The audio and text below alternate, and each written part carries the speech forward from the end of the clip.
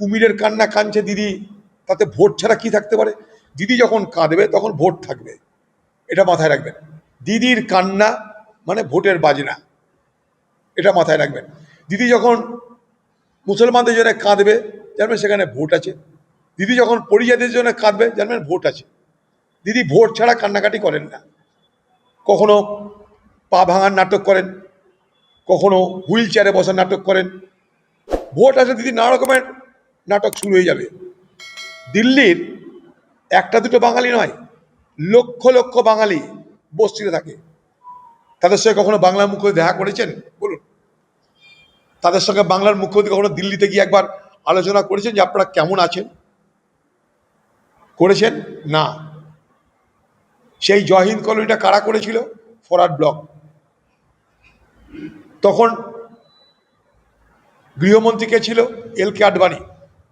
দরবার করেছিল forward block.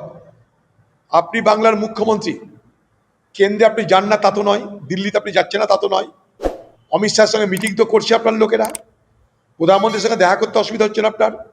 তো কেন একবারও তাদেরকে বলছেন না যে দিল্লির বাঙালিদের যেন কোনো রকম অন্যায় করা না হয়?